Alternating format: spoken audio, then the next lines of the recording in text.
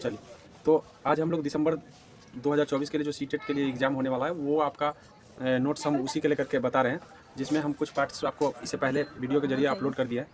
और आज हमको जो है यहाँ से आप पढ़ेंगे। यहाँ देखिए, चैलेंज ऑफ टीचिंग लैंग्वेज, मतलब टीचिंग लैंग्वेज में इन अ डाइवर्स क्लास रूम। अगर डाइवर्स क्लास मतलब बहुत सारे विविधताओं वाला क्लासरूम होता है तो उस समय क्या क्या चैलेंजेस हो सकते हैं, तो चैलेंजेस को आप डायरेक्टली एग्जाम में पूछे जाते हैं कि भाई डाइवर्स क्लासरूम का जो चैलेंजेस होंगे वो कौन कौन से होंगे। तो मेन चीज़ आपको ये ध्यान रखना है कि डाइवर्स क्लासरूम होता क्या है, ठीक है। मतलब विविधताओं का क्लास, जैसे बहुत सारे लैंग्वेज वाले आ जाते हैं बच्चे, तो उस समय हमको किस तरह से मतलब क्या क्या चैलेंजेज फेस करते। तो चैलेंज हो सकता है effect of regional language on children, मतलब रीजनल लैंग्वेज का इफेक्ट देखने को मिल सकता है। तो ये चैलेंजेज होगा कि भाई इस इफेक्ट को कैसे कम किया जाए।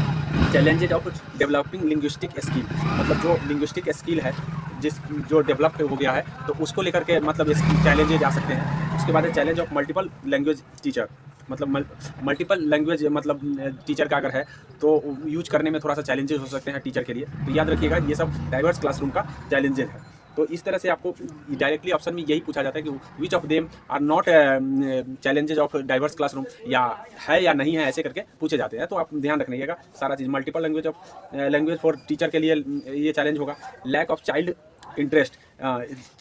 इंटरेस्ट की कमी अगर होता है, या एप्टीट्यूड टूवर्ड्स लैंग्वेज, अगर अलग में मतलब कुछ दूसरे भाषा में बच्चे में क्या होता है कि उसमें कमी होती है, दूसरे भाषा सीखने में उतना इंटरेस्ट नहीं रखता है, तो उस समय चैलेंज टीचर को फेस करना पड़ेगा। या ओवर क्राउडेड क्लासेस, अगर ज़्यादा भीड़ भाड़ है क्लास तो वहाँ पे भी चैलेंजेज होंगे। और लैक ऑफ स्टडी मटेरियल, अगर स्टडी मटेरियल में भी कमी है तो वो भी टीचर के लिए एक चैलेंज हो सकता है। तो डाइवर्स क्लासरूम का मैंने पूरा चैलेंज बता दिया है। ये चैलेंज आपको बार बार देख करके याद कर लेना है। मेन चीज़ है आपको प्रश्न समझना, प्रश्न में आपसे डाइवर्स क्लासरूम का चैलेंज पूछेगा, इतना ध्यान रखना है। अब हम लर्निंग डिसऑर्डर की बात करेंगे। लर्निंग डिसऑर्डर का मतलब है जिसमें कुछ खराबियाँ हो जाती हैं, जिसको हम लर्निंग डिसऑर्डर कहते हैं। पहले है डिसलेक्सिया। डिसलेक्सिया में आप पहले भी जान चुके हैं कि डिसलेक्सिया में होता क्या है। तो मेन है डिसेबिलिटी विथ रीडिंग में डिसेबिलिटी को हम डिसलेक्सिया कहते हैं। Children face difficulty in recognisation word letter, मतलब जिसमें वर्ड और लेटर को रिकॉग्नाइज या सिंबल को रिकॉग्नाइज करने में दिक्कतें फेस करने लगती हैं, तो उसको हम डिसलेक्सिया कहते हैं। तो इस बातों को ध्यान रखेंगे।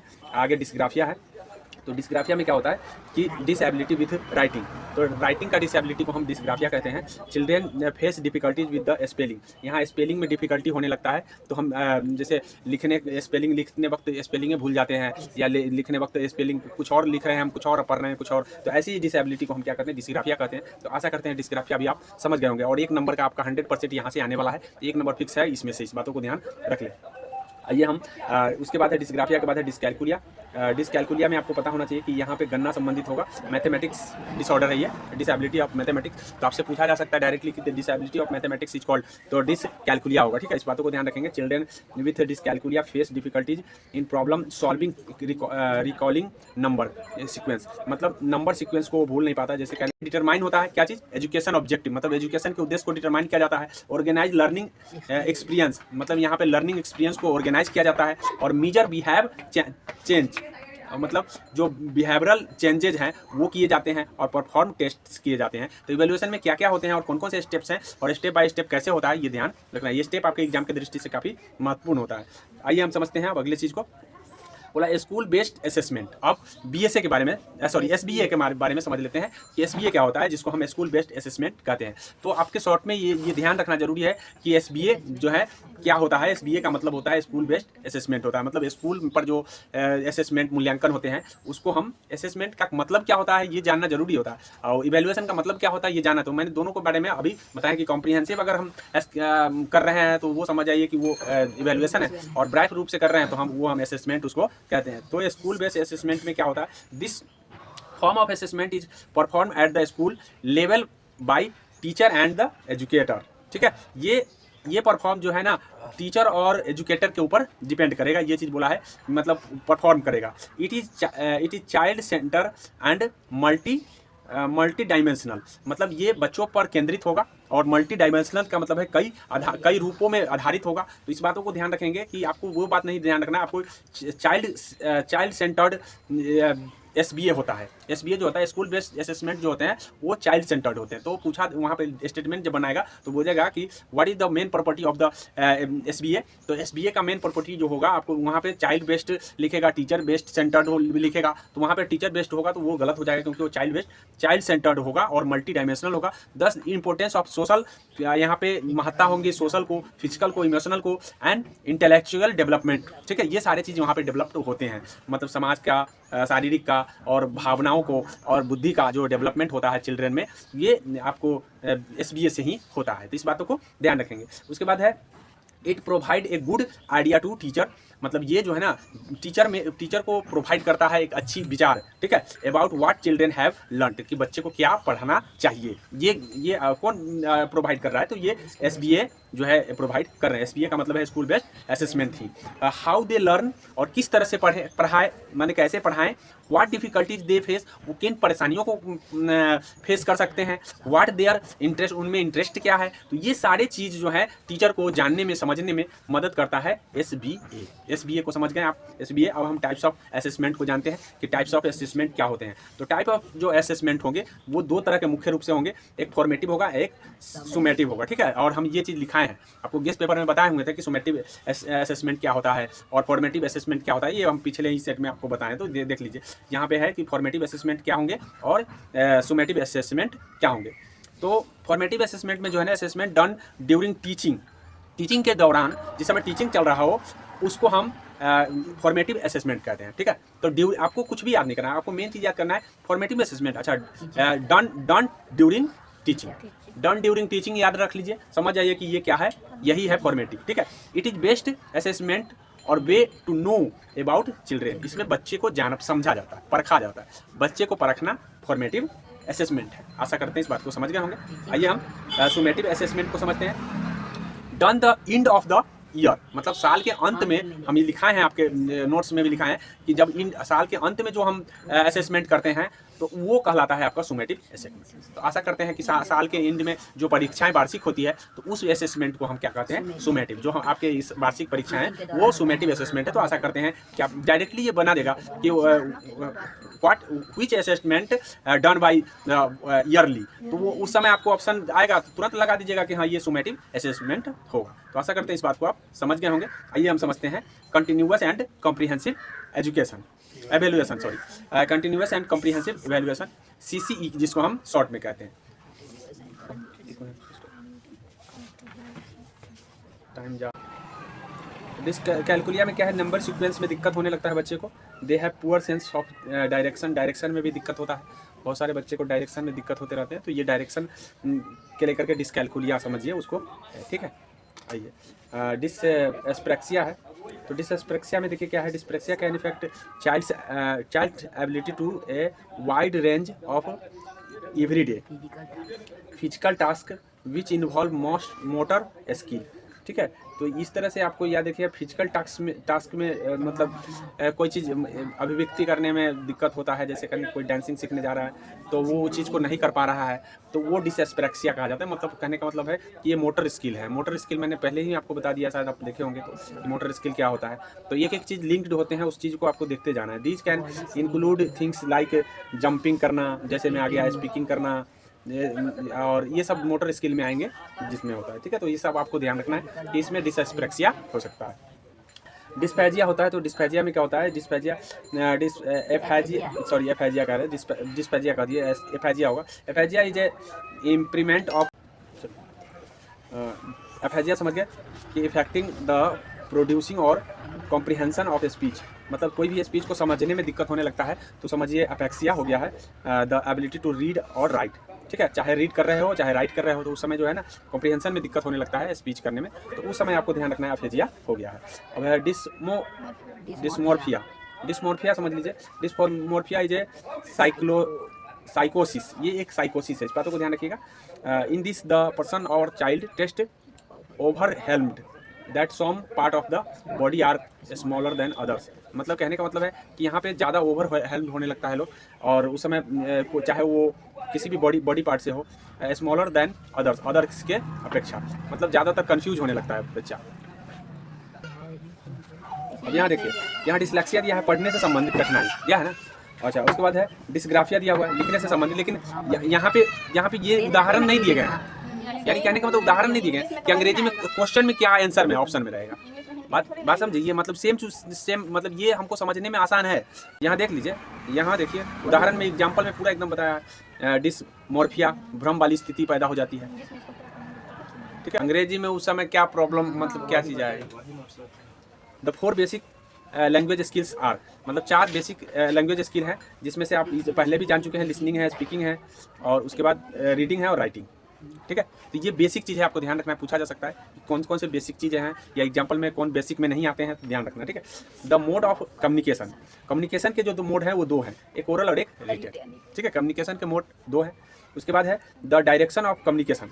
अगर डायरेक्शन पूछेगा तो अलग चीज़ है, और मोड पूछेगा तो अलग चीज़ है। तो इसलिए मोड और डायरेक्शन को आपको ध्यान रखना है कि डायरेक्शन ऑफ द कम्युनिकेशन होगा वो हो जाएगा रिसेप्टिव होगा, और लिसनिंग होगा, और प्रोडक्टिव होगा, और स्पीकिंग होगा। ठीक है, स्पीकिंग एंड राइटिंग होंगे। तो डायरेक्ट, हाँ, जैसे ही डायरेक्शन पूछ देगा तो आपको ये डायरेक्शन में अलग अलग चीज़ आती है। तो उस समय एग्जाम में जो है पूछ दिया जाएगा कि which of the name direction of communication, तो उस समय ओरल ऑप्शन में नॉट वाला में अगर पूछेगा तो नॉट वाला में ओरल डालेगा। तो ओरल जो है ना वो आपका आता है मोड में, ठीक है, ना कि डायरेक्शन में आता है। इस बातों को ध्यान रखना है। आइए हम लिसनिंग स्किल को समझते हैं। लिसनिंग स्किल जो होता है, क्या होता है कि language is acquired through the skill of listening. Listening is not the only skill of the listening, but listening to the speakers and taking its meaning in the same way that, मतलब कहने का मतलब है, जो listening का मतलब सिर्फ listening नहीं, बल्कि उसका मीनिंग भी समझ में आना चाहिए, तो वो लिसनिंग है। लिसनिंग का मतलब उसका मीन अर्थ आना चाहिए, तब वो लिसनिंग हम काउंट करते हैं। ऐसा नहीं कि सीधे लिसनिंग का मतलब सुन लिए तो लिसनिंग हो गया, ऐसा नहीं है। ठीक है, ये बोला गया। रीडिंग स्किल क्या करता है, टू एक्सप्रेस और एक्सप्रेस आवर पॉइंट और थॉट्स इन, मतलब हम अगर अपने पॉइंट को और थॉट को रीड कर पा रहे हैं of others in called reading. मतलब कहने का मतलब रीडिंग स्किल क्या होता है कि चीज़ों को पढ़ते हैं, पढ़ लेना रीडिंग नहीं है, रीडिंग को समझ लेना रीडिंग। रीड कर रहे हैं तो उसको समझ ले रहा है, तो उसको रीडिंग स्किल में माना गया। ठीक है, उसको रीडिंग स्किल, सिर्फ रीड करना रीडिंग स्किल में नहीं आता, ये चीज़ बोला गया। ठीक है, और रीडिंग स्किल यहाँ पे दिया है, रीडिंग स्किल और रीडिंग स्किल यहाँ दिया है। Reading skill is a subject and acquiring its meaning is called reading skill. Instead of listening, reading skill lead to permanent knowledge.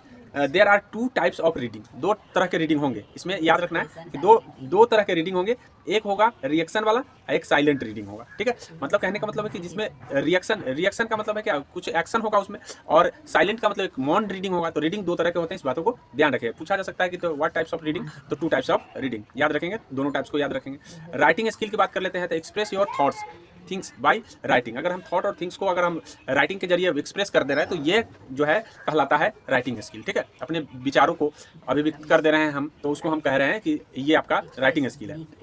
In this skill the language is stabilised, मतलब इसमें language जो होता है stabilise हो जाता है। Spelling और correctness is given outmost importance, मतलब इसमें जो है स्पेलिंग और करेक्टनेस जो है ना पूरा आ जाता है, तो हम समझ जाते हैं कि ये राइटिंग स्किल ठीक ठाक है। ठीक है, आइए हम लिसनिंग सिचुएशन को समझ लेते हैं। लिसनिंग सिचुएशन में एक होता है इंटरेक्टिव होता है। तो इंटरेक्टिव कब होगा, जब हमें सुनने में अच्छा लगेगा। ठीक है, और हम सही से सुन पाएंगे, यानी हम ध्यान से सुन पाए या हमको सुनने में अच्छा लगे, तो वो इंटरेक्टिव होगा। कुल बात यहाँ पे यही बोला गया है। तो आपको ध्यान रखना है कि लिसनिंग सिचुएशन में कौन आते हैं, तो इंटरेक्टिव आते हैं, नॉन इंटरेक्टिव आते हैं। नॉन इंटरेक्टिव में देख लीजिए कि some non interactive listening situation are listening to the radio. जैसे नॉन इंटरेक्टिव जो होता है, हम इसे पहले भी बता दिए हैं कि जो हम सिर्फ सुनते हैं, आमने सामने सुनते हैं, तो वो इंटरेक्टिव होगा। और आमने सामने नहीं सुनते, जैसे हम इसी को रिकॉर्ड करके दे देंगे, तो वो इंटरेक्टिव उतना नहीं रहेगा। तो ऐसा हम पीछे भी बता चुके हैं कि इंटरेक्टिव और नॉन इंटरेक्टिव में कौन आएगा। जैसे टीवी फिल्म में या रिकॉर्ड लेक्चर रिकॉर्ड वगैरह में हम सुनते हैं, तो वो नॉन इंटरेक्टिव में आते हैं। तो यहाँ एग्जाम्पल के तौर पर आपसे पूछा जा सकता है कि कौन इंटरेक्टिव है, कौन नॉन इंटरेक्टिव है। ठीक है, अब हम आपको बता दे रहे हैं स्पीकिंग सिचुएशन। स्पीकिंग सिचुएशन में भी इंटरेक्टिव होगा, और पार्टियली इंटरेक्टिव होगा, और नॉन इंटरेक्टिव होंगे। मतलब यहाँ पे जो लिसनिंग का सिचुएशन था वो 2 थे, लेकिन यहाँ पे स्पीकिंग का सिचुएशन 3 बनते हैं। एक इंटरेक्टिव होगा, it is include face by face. यहाँ भी फेस बाय फेस अगर होता है तो समझ जाइए कि जैसे conversation and the telephone call भी आपका इसी में आता है, इंटरेक्टिव नहीं आता है, क्योंकि टेलीफोन पर भी हम बात करते हैं तो इंटरेक्ट होते रहते हैं। ठीक है, और फेस बाय फेस भी करते हैं तो भी आप इंटरेक्ट होते हैं, यानी इंटरेक्टिव स्पीकिंग इसको कहा जाता है। और partially interactive some speaking situation are partially interactive such as when given a speech live audience. अगर हम लाइव हैं तो उस समय पार्टियली इंटरेक्टिव कहा जाता है, मतलब पूरा इंटरेक्टिव नहीं होता है। थोड़ा बहुत मात्रा में लाइव अगर हैं तो वहाँ पे पार्टियली माना जाता है, और कहीं पे हम भाषण दे रहे हैं तो वहाँ पर भी वो उतना इंटरेक्टिव नहीं होता है जितना कि आपको फेस बाय फेस या किसी कॉलिंग बाय हम पर्सनली किसी से कॉल कर रहे हैं तो वो इंटरेक्टिव होता है, ठीक है। When the conversation is that the audience does not interrupt the speech, यहाँ पे जो कन्वर्सेशन होता है वो ज़्यादा इंटरप्ट नहीं होता है, मतलब ज़्यादा लगाव यहाँ पे नहीं होते, तो इस बातों को ध्यान रखेंगे। पार्टियली इंटरेक्टिव क्या होंगे, और नॉन इंटरेक्टिव में हो जाता है सम स्पीकिंग सिचुएशन में be totally non interactive such as when recording speech और रेडियो ब्रॉडकास्ट। अगर रेडियो ब्रॉडकास्ट होता है तो उतना इंटरेक्टिव नहीं होंगे, तो इस तरह से आपको ध्यान रखना है। तो ये उदाहरण के तौर पर ध्यान रखना है। रीडिंग की बात कर ले तो साइलेंट रीडिंग होते हैं और अलाउड रीडिंग होते हैं, मतलब अगर हम चुपचाप पढ़ते हैं, ठीक है। Reading with when material silently without sounding, मतलब बिना कोई साउंड के बोले तो साइलेंट हो जाएगा, और साउंड से बोले तो हम क्या है अलाउड रीडिंग कहेंगे। तो आपसे पूछा जा सकता है कि कौन अलाउड रीडिंग का उदाहरण है, कौन साइलेंट रीडिंग का उदाहरण है, तो ऐसे में आप जवाब दे सकते हैं कि साइलेंट रीडिंग क्या है। अब इवैल्यूएशन तो आप जानते ही हैं कि क्या होता है। इवैल्यूएशन का मतलब होता है मूल्यांकन करना। Evaluation from an integral part of the whole learning, मतलब ये एक प्रकार का इंटीग्रल पार्ट है। आपको ध्यान रखिए, पूछा जा सकता है कि कौन जो है इंटीग्रल पार्ट है लर्निंग का, तो लर्निंग का इंटीग्रल पार्ट जो है ना आपका इवैल्यूएशन में आता है। तो उस समय उदाहरण पर आपको दिया जा सकता है रीडिंग, इवैल्यूएशन, लिसनिंग, स्पीकिंग, ऐसे करके ऑप्शन बनाए जा सकते हैं, तो आपको इंटीग्रल पार्ट जो है माना जाता है आपका इवैल्यूएशन, ठीक है। मतलब ये एक प्रकार का प्रोसेस है, is done to regular basis, और ये जो है ना हमेशा रेगुलर बेसिस पर होता है, मतलब रुक रुक के नहीं होता है, बल्कि जब भी लर्निंग कर रहे हैं तो इवैल्यूएशन हमेशा जरूरी होता है, मतलब पढ़ाने के वक्त भी और पढ़ाने के बाद भी। तो इस तरह से ये रेगुलर प्रोसेस होता है। It is closely related to education objectives, और जो भी रिलेटेड होता है एजुकेशन ऑब्जेक्टिव्स वो सारी चीज़ क्लोज होते हैं इनसे। It is a continuous process, और कंटिन्यूअस प्रोसेस है तो आपको पूछा जा सकता है, मतलब इसकी विशेषताएं पूछी जाती हैं, what is the properties of evaluation. तो उस समय आपको ये सारी बातें याद रखना जरूरी होता है कि आप इसको याद रखेंगे तो उस समय पढ़ करके आप लगा सकते हैं कि हाँ हमने इवैल्यूएशन में ऐसा कंटिन्यूअस प्रोसेस के बारे में पढ़ा है, हमने पार्टली इंटीग्रल पार्ट पढ़ा है। तो जो चीज़ पढ़े हैं उन चीज़ों को आपको ध्यान रखना है। द एम ऑफ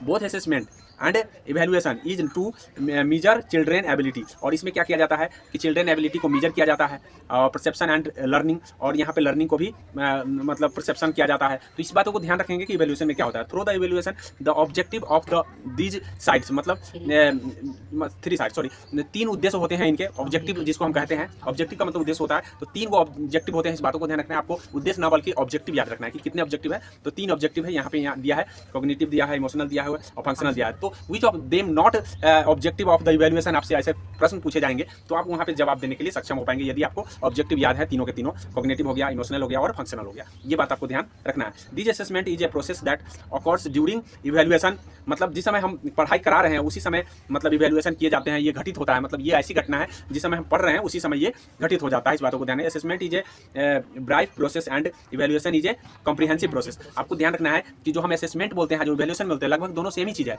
बट इसमें थोड़ा सा डिफरेंस है। डिफरेंस ये है कि आपका जो असेसमेंट है वो थोड़ा सा शॉर्टली वे में होता है, मतलब संक्षिप्त रूप होता है, जबकि इवैल्यूएशन होता है वो कॉम्प्रिहेंसिव प्रोसेस है, मतलब पूरा समझ वाली प्रोसेस है। तो इस बातों को ध्यान रखेंगे। तो आपसे पूछा जा सकता है कि which of them bright process या which of them comprehensive process, तो आप इस तरह से आप जवाब दे सकते हैं। तो आशा करते हैं इवैल्यूएशन को भी आप समझ लीजिए। इस तरह से हम बारी बारी से समझेंगे तो हमको अंग्रेजी में ज़्यादा दिक्कतें नहीं आएंगे, ठीक है। और इंपोर्टेंस ऑफ इवैल्यूएशन, अब हम इसके क्या इंपोर्टेंसी है, क्या महत्ताएं हैं, तो जान लेते हैं। Evaluation helps the teacher to know whether the teaching methodology adopted was successful और नॉट, मतलब इससे हमको पता चलता है कि हमारा जो पढ़ाया हुआ चीज़ है वो सक्सेसफुल है या नहीं है। इवैल्यूएशन करते हैं तभी पता चलता है, डायरेक्ट सीधे पढ़ाते जा तो उसे पता नहीं चलता। तो इवैल्यूएशन की महत्ता यहाँ पे है कि बच्चे में हमको समझने में, टीचर को समझने में मदद मिल जाता है कि क्या हमने जो पढ़ाया वो सक्सेसफुल रहा या नहीं, ठीक है। It helps teacher to know how successful student were learning new skills, मतलब नए स्किल जो हमने बताया है कितना सक्सेसफुल रहा। ये पहले तो ये दिखाता है कि सक्सेसफुल हुआ कि नहीं, दूसरा है कि सक्सेसफुल हुआ तो कितना हुआ। दूसरा प्रोसेस तो आपको यही पूछा गया, यही कहा गया कि helps the teacher to know how successful student were in learning new skill को जो है हमने सिखाया वो कितना सक्सेसफुल रहा। Evaluation also helps the student to determine which read of learning require more attention. तो इसमें इवैल्यूएशन में स्टूडेंट को भी मदद मिलता है। कैसे स्टूडेंट को मदद मिलता है, तो स्टूडेंट को ये पता चल पाता है कि हमको किस पर ज़्यादा ध्यान देने की अब जरूरत है, मतलब जो चीज़ हम नहीं सीख पाए हैं उस पर ज़्यादा ध्यान देने की जरूरत है। ये चीज़ स्टूडेंट को मदद करता है। One of the main purpose of evaluation at the school stage is to help the learners improve their achievement in scholastic areas and the develop life skills. मतलब हम अपने जीवन के स्किल्स को डेवलप करने में ये बहुत बड़ा रोल अदा करता है, और साथ में आपको अचीवमेंट प्राप्त करने में भी, गोल को प्राप्त करने में भी आपको मदद करता है। अगर हम इवेलुएट नहीं करें तो अपने अचीवमेंट को भी हम प्राप्त नहीं कर पाएंगे सही से, और दूसरी बात है हमारा जो जीवन का जो स्किल है वो भी प्राप्त नहीं हो पाएगा। तो ये सारा चीज़ है जो इवेल्युएशन में मदद करता है। तो वर्ड मीनिंग मैंने आपको बता दिया है और समझा भी दिया है, आशा करते हैं इसको समझ गए होंगे। अब तो हम अभी जो बता रहे थे आपको इंपॉर्टेंस ऑफ इवेल्युएशन, तो इंपॉर्टेंस ऑफ इवेल्युएशन से भी एग्जाम में पूछे गए हैं, और उसके बाद है इवेल्युएशन क्या है, इवेल्युएशन की प्रॉपर्टीज क्या हैं, ये सारी चीज़ कई बार मतलब बार बार घुमा घुमा करके पूछे जाते हैं। तो इन चीज़ों को आपको ध्यान रखना है। हम स्टेप्स ऑफ इवेल्युएशन अब जानते हैं। स्टेप्स ऑफ इवेल्युएशन से भी पूछे गए हैं एग्जाम में। तो evaluation is done through a systematic approach, मतलब ये एक सिस्टमैटिक अप्रोच है। इस बातों को ध्यान रखिएगा कि आपसे पूछा जा सकता है कि स्टेप में कौन कौन से स्टेप आते हैं। तो स्टेप में डिटरमाइन एजुकेशन ऑब्जेक्टिव, तो मेन चीज़ आपका यही है कि यहाँ पे